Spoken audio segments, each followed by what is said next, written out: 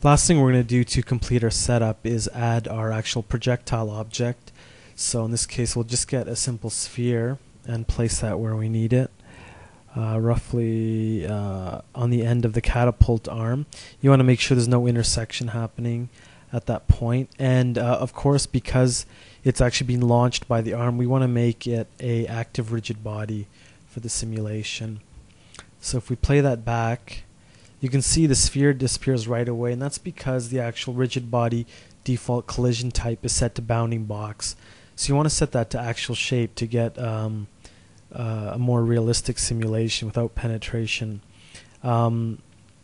So there we go. We have something a little better looking, not quite what we're looking for, but what we can do is increase the friction between the two objects. So on the sphere, I'll increase the friction and also decrease the elasticity, so when they collide, the sphere doesn't bounce much off the catapult, rather it just sticks to it.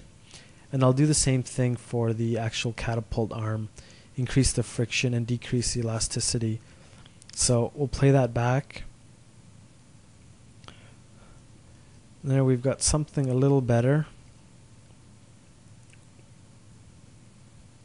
That's not bad. If we want to tune it so it launches a little more forcefully, what we can do is I can just move this over here, shift it up, and just reposition it if you want to adjust your simulation. And then from that new position you can set the initial state of the object and then try that out. So there we go, a simple example of a rigid body setup.